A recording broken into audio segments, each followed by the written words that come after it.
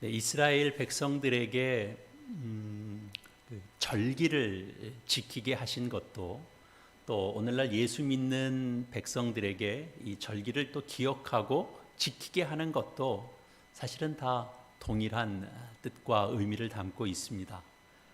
그것은 하나님과 함께하는 삶을 위해서입니다.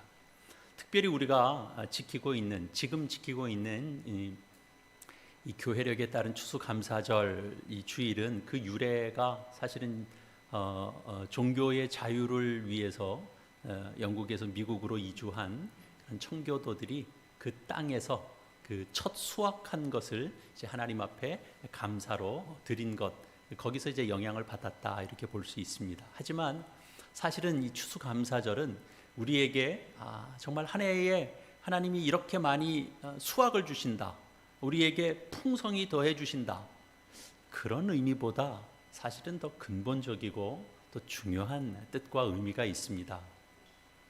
우리 신자들은 그저 하루하루를 사는 것이 어떻게든 내가 생명을 연장해야 되겠다, 그런 목적으로 우리가 사는 것이 아닙니다. 우리가 생명 연장을 위해서 사는 것이 아니죠. 예수님께서 말씀하신 바와 같습니다. 우리가 함께 찬양한 것과 같습니다. 하나님께서는 우리의 필요를 아시고 우리의 쓸 것을 아신다, 그렇게 가르치셨습니다. 그 예로 마태복음 6장에서 공중나는 새, 그리고 들에 핀 백합, 또 내일 아궁이에 던져질 들풀조차도 하나님께서 먹이시고 입히시고 그리고 간섭하신다, 그렇게 예수님께서 가르치신 바가 있습니다. 그렇게 가르치신 이유는 뭐겠습니까? 자연 만물을 들어서 가르치신 이유는 결국은 우리에게 말씀하시기 위해서입니다. 우리와 대조시키기 위해서 그렇습니다. 우리가 어떤데요? 우리는 기본적으로 걱정, 근심이 많거든요. 그래서 우리가 걱정하고 우리가 근심하는 것을 예수님께서 잘 아십니다. 우리가 정말 걱정해야 되는 것은 먹고 사는 문제가 아니다, 그렇게 말씀하십니다. 그러면 우리가 먹고 사는 문제보다 더 중요한 게 있는가? 그게 뭔가, 그런 거죠. 그것은 우리가 하나님의 뜻과 목적을 따라 사는가, 그 부분입니다. 추수감사절, 해마다 반복되는 절기입니다. 매년 가을은 옵니다. 우리가 난 가을은 싫어, 아무리 고개를 절레절레 흔들어도 이제 가을은 옵니다. 가을에는 또 수확 시기입니다. 수확을 해야 됩니다. 또 이 수확 시기에 하나님께서 어떻게 정말 공의롭게 또 신실하게 세상 만물과 그리고 인간들의 삶 속에 하나님께서 개입하시고 그리고 다스리시는가 하는 것들을 생각해 보라라는 거죠. 이 절기가 없으면 우리는 그냥 정신없이 살 겁니다. 네. 그죠? 오늘이 무슨 날인지, 주일이 어떻게 되는지, 그저 어제 걱정 근심으로 그저 오늘을 연장할 뿐이지, 오늘 다시 한번 우리의 주의를 환기시켜서 우리의 삶과 우리의 현실과 또 하나님께서 우리에게 간섭하시고 베풀어 주신 것들이 무엇인가 하는 것들을 생각해 보지 못하게 됩니다. 우리는 우리가 노력한 것에 대한 결실이 어떤 것인가 하는 것들을 볼 수 있어야 하는데요. 성경은 이런 신앙의 가르침을 줍니다. 우리가 잘 아는 말씀이죠. 빌립보서 4장에 있는 말씀입니다. 내가 주 안에서 크게 기뻐함은 너희가 나를 생각하던 것이 이제 다시 싹이 나미니 너희가 또한 이를 위하여 생각은 하였으나 기회가 없었느니라. 내가 궁핍함으로 말하는 것이 아니니라. 어떠한 형편에든지 나는 자족하기를 배웠노니 나는 비천에 처할 줄도 알고 풍부에 처할 줄도 알아.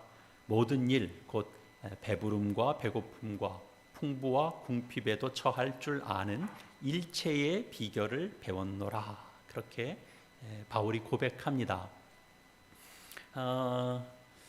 그러면서 이어지는 말씀, 내게 능력 주시는 자 안에서 내가 모든 것을 할 수 있다라고 덧붙이죠. 이 빌립보서 4장 13절에 있는 내게 능력 주시는 자 안에서 내가 모든 것을 할 수 있다라는 이 말씀을 우리가 잘못 이해하면 이게 그 종교라는 이름으로 정말 신앙이라는 이름으로 내가 모든 것을 할 수 있다고 하니까 내가 가질 수 있는 세상에 대한 어떤 욕심들 그런 것들도 마음껏 얻어낼 수 있는 그런 비법이 여기 담겨져 있다. 그렇게 생각하고 또 그렇게 이해하고 그렇게 붙들 수도 있습니다. 그러나 우리가 이 빌립보서 말씀에 대해서 우리가 조금 아는 바로는 바울이 감옥에 있으면서 쓴 서신이거든요. 고난 가운데 바울이 고난 속에 처해 있을 때 그가 뭐라고 딱히 할 일이 없을 때 그때 쓴 서신입니다. 근데 바울이 그래서 체득한 신앙이 있죠. 그 신앙을 우리가 함께 이해하는 것을 또 우리가 굉장히 중요한 우리의 내용이 될 것입니다. 세상의 것으로는 우리의 신앙생활에 크게 도움될 것이 없고 또 세상적인 어떤 부족함, 결핍함이 또한 우리 신앙생활에 어렵게 만드는 것도 아니다. 우리 신앙생활을 방해하지도 않는다. 그런 의미가 이 속에 담겨져 있죠.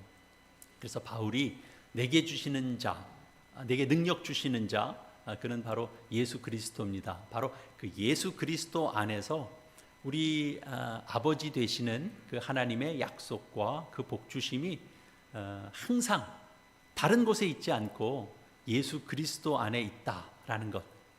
예수 그리스도 안에 있지 이 하나님 아버지의 복주심이 단 세상 가운데 있는 것이 아니다. 그렇게 고백하고 있습니다. 그래서 그런 차원에서 풍부하거나 궁핍하거나 그런 것이 문제가 되지 않을 뿐만 아니라 풍부하면 풍부한 대로 또 부족하면 부족한 대로 하나님께서 힘을 주셔서 풍부함 속에서도 신앙이 드러나게 하고 그리고 부족하고 뭔가 결핍이 느껴지고 그 속에서도 신앙이 드러나도록 하나님께서 간섭하시기 때문에 그 차이는 없다. 전혀 없다. 풍부함 속에서 드러나는 신앙을 하나님이 보시고 부족함 속에서 드러나는 신앙을 하나님께서 보시는 것입니다. 그러나 우리는 이 세상 가운데 살고 있기 때문에 끊임없이 우리가 유혹을 받죠. 그래서 세상이 다 좋아하는 그런 그 가치가 결국은 우리가 복음 안에서 우리가 신앙생활 하는 데 있어서도 그것이 자랑이 될 것이고 그것이 우리에게 도움이 될 것이라고 우리는 늘 생각하니까 그러니까 늘 우리에게는 이제 성공이 꼭 있어야 되죠. 보이는 성공. 그것이 있으면 나도 좋고 복음에도 좋고 하나님께도 영광이 되고 우리는 그렇게 생각합니다. 그러니까 성공이 이루어지지 않으면 그 필요가 채워지지 않으면 우리는 하나님의 백성으로서의 어떤 존재도 의심하게 되는 겁니다. 내가 뭘 잘못한 게 있는가? 또는 하나님은 내 기도를 들어주시 않는가? 하나님은 나와 함께 하지 않는가? 뭐 여러 가지 의심들을 하게 되죠. 바울이 말하는 이 궁핍과 이 풍부의 문제는 하나님께서 어떤 식으로든 그렇게 하나님의 백성을 쓸 수 있다 그런 뜻이지 이게 내용이거나 무슨 뭐 힘이거나 방법이거나 그런 것은 아닌 겁니다. 우리가 감사절을 맞이하면서 한 해 동안 우리가 열심히 신앙생활 했더니 정말 하나님께서 저희에게 참 많은 것 주셨습니다. 정말 감사한 게 정말 많이 넘칩니다. 꼭 이렇게 말하고 확인해야 되는 것, 꼭 그런 것은 성경의 초점이 아닙니다. 우리가 부족하고 우리가 게으르고 우리가 못나게 살았을 때도 하나님께서는 우리 삶 가운데 함께 해주셨고 우리가 구하지 못했던 것도 하나님께서 채워주셨습니다. 저도 그렇습니다만 여러분들도 그렇지 않을까 좀 짐작은 해보는데요. 뭔가 열심을 가지고 열심을 부린 해와 그래서 신앙적으로 더 많은 것들 그런 것들을 매달린 그런 해 그리고 그렇지 못한 해, 이렇게 좀 비교해 보면 내가 열심 있게 한번 헌신하고 순종하고 정말 신앙으로 정말 하나님께 정말 이렇게 간절히 매달리고 그러면 그 한 해가 훨씬 순탄하던가요? 그걸 한번 생각을 해보면 꼭 그렇지는 않은 것 같다라는 생각이 들지 않으십니까? 우리가 훨씬 더 순탄했던 데는 그냥 아무 생각 없이 살았을 때가 제일 순탄했던 것 같고, 뭔가를 조금 더 생각하고 내가 좀 더 뭘 잘해야 되겠다라고 할 때는 오히려 그만큼의 또 고난도 있고 어려운 문제도 있고 그랬던 것 같아요. 그래서 이제 그걸 다시 한번 생각해 보면 여러분들도 이 말을 듣고 보니까 좀 그 말이 맞네. 그러면 아무 생각을 안 하고 사는 게 나을까? 이런 생각도 할 수 있을 텐데요. 꼭 그렇지는 않죠.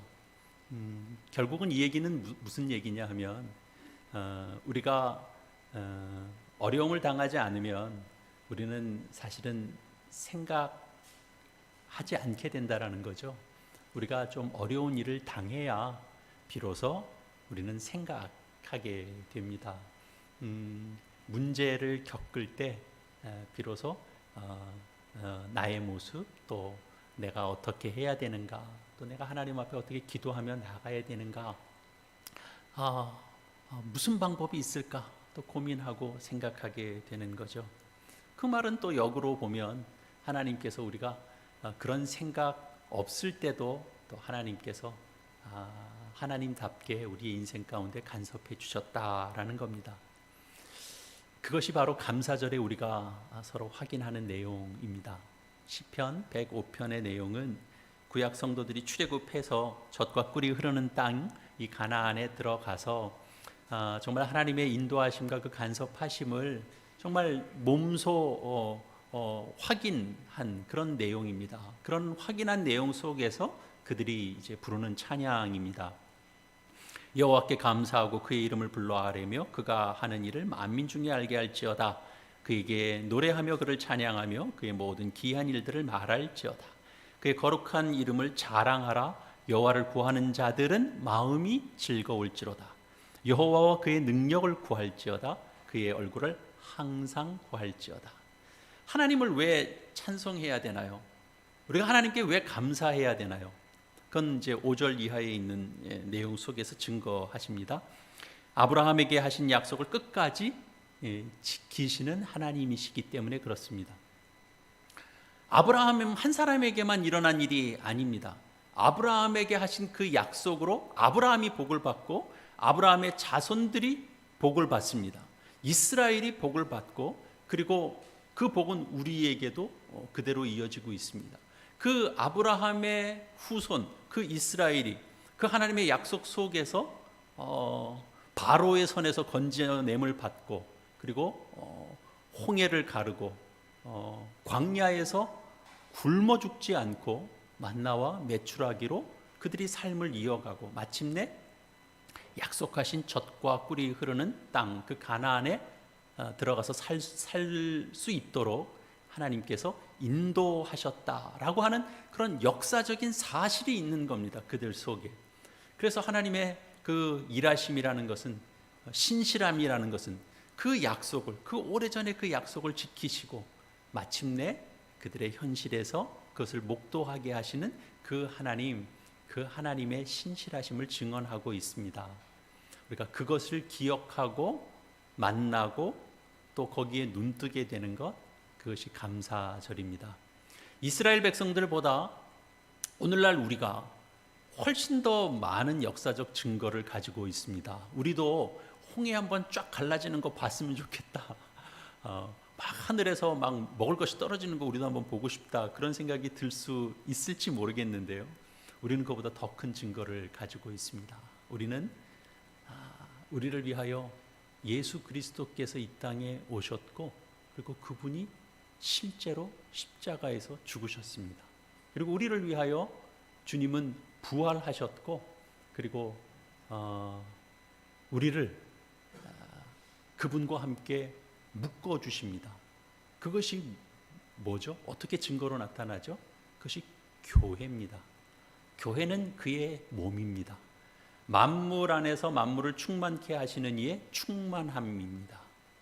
교회는 한마디로 말해서 그리스도 안에서 충만한 꼴을 먹고 누리는 하나님께서 허락하신 가장 분명한 증거입니다. 예수 그리스도를 머리로 해서 우리를 그분과 묶어 주셨습니다. 그래서 우리는 주와 생사와 운명을 같이 하는 그런 존재가 됐습니다. 세상 만물에서 보는 하나님의 신실하심, 그 약속의 영원하심, 그것보다 더 크게 구약 백성들은 사실 출애굽을 하면서 그들이 어떻게 하나님의 은혜 가운데 있는가, 하나님이 하신 약속을 어떻게 지키시는가, 그런 것들을 깨달으면서 그들이 어려운 고난 가운데서도 견딜 수 있었습니다. 우리는 그것보다 더 놀라운 은혜를 가지고 있는 사람들입니다. 로마서의 고백처럼 우리가 죄인 되었을 때 하나님께서 그 아들을 내어주셨다고 하셨습니다. 우리는 그런 증거를 가지고 있는 사람들입니다. 그분이 우리를 위하여 죽으셨고 부활하셔서, 그래서 이제는 우리가 그분과 분리될 수 없도록 우리에게 놀라운 그 복된 운명이 되도록 하나님께서 간섭해 주셨습니다. 우리가 절기를 맞으면서 우리가 확인하게 되는 것은 바로 그런 것입니다. 그래서 우리는 하나님 앞에 감사로 나아가고, 그리고 우리는 찬양하며 주 앞에 나아가는 겁니다. 여러분의 각자의 상황과 형편, 그런 것을 다 들여다보면 이 한 해가 결코 감사하기 어려운 해가 되어 있을 수도 있습니다. 어떤 분은 당연히 감사한 한 해라고 고백할 수도 있겠죠. 그러나 또 어떤 분은 올해는 정말 힘들었던 한 해였다. 하나님, 올해는 저를 왜 이렇게 힘들게 하십니까? 를 기억하고 맞는 이 한 해일 수 있습니다. 불평이 많이 나오는 한 해였을 수도 있습니다. 근데 여러분이 손꼽는 감사의 이유 때문에 사실은 감사가 아닌 것이고요. 여러분이 손꼽는 그런 불평의 이유 때문에 하나님께서 쉬고 있거나 우리의 불만의 요소가 있는 것이 아닙니다. 그리스도 안에서 교회의 충만함 속에서 우리에게 약속되고 보장된 그 복된 것이 무엇인지를 여러분들 확인하시기 바랍니다. 순간순간 늘 우리를 시험하고 유혹하고 우리를 넘어지게 하는 요소들은 곳곳에 퍼져 있습니다. 우리가 아무도 만나지 않고 우리가 아무 일도 안 하면 가장 아무 문제 없이 살 수 있습니다. 그러나 우리는 그렇게 살 수가 없어요. 우리가 몸을 쓰고 우리가 어떤 말을 할 때 우리가 유익을 끼치는 것보다 사실은 문제를 일으킬 수 있는 요소들은 훨씬 더 많습니다. 왜요? 그것이 우리의 실력이기 때문에 그렇습니다. 그러나 이 모든 일들을 통해서 하나님께서는 우리를 어떻게 하신다? 자라게 하십니다. 그 성장이 있습니다. 예수 그리스도로 묶인 인생의 복된 것은 무엇이냐 하면 아무 문제 없는 인생이 아닙니다. 문제를 겪고 고난을 겪지만 그 과정을 통해서 하나님께서 우리를 자라게 하신다라는 데 있습니다. 여러분이 반복되는 이 한 해의 또 결실의 수확의 시기에 이 한 해를 또 음미해 보십시오. 비록 우리가 나이 들어갑니다. 지금 생각해 보니까요, 벌써 8년이 지나고 어느덧 눈 깜짝할 사이에 저희 이렇게 함께 모여서 신앙생활 한 지가 벌써 10년이 되면 50대 만난 분은 60대가 됐을 거고 60대 만난 분은 70대가 됐을 거고 70대 만난 분은 80대가 될 거 아니에요.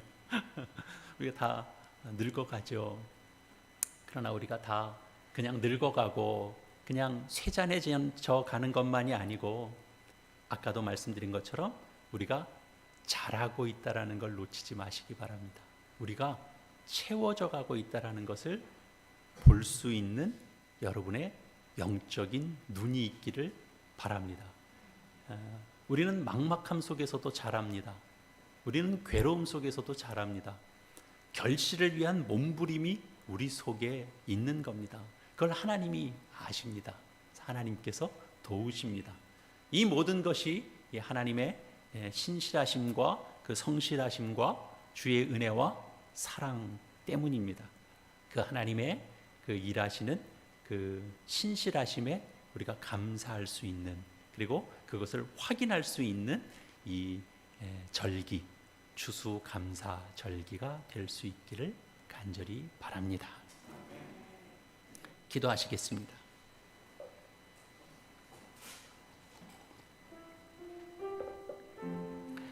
하나님 아버지, 은혜를 감사합니다. 우리의 창조주가 되시고 우리를 신실하게 지켜주시고 우리를 복주시고 지극히 사랑하시는 하나님 아버지, 우리를 위하여 그 아들을 내어주시고 우리를 위하여 이 세상 만들어주시고 우리를 하나님의 충만하심으로 충만케 하시기 위해서 우리를 예수 그리스도로 묶인 자로 교회로 묶어주심을 감사합니다. 주님, 저희의 믿음 없음을 용서하시고 주님, 저희의 믿음 없음을 도와주시옵소서. 주 안에서의 복됨을 놓치고 사는 저희의 인생이 되지 않도록 하나님들 간섭하셔서 오늘도 저 하나님 앞에 감사와 찬양 올려드릴 수 있도록 주님 인도하여 주시옵소서. 우리에게 알려주신 그 하나님의 그 놀라운 간섭, 그 은혜, 그 사랑, 그래서 우리가 복된 신분이 됐고 우리 운명이 복된 존재가 되었다는 것 감사하고 충성하고 헌신하고 또 인내하고 사랑하면서 하나님의 뜻을 따라 순종하며 나아가 마침내 영적으로 승리해내는 저희 모두가 되도록 주님 간섭하여 주시옵소서. 예수님의 이름으로 기도합니다. 아멘.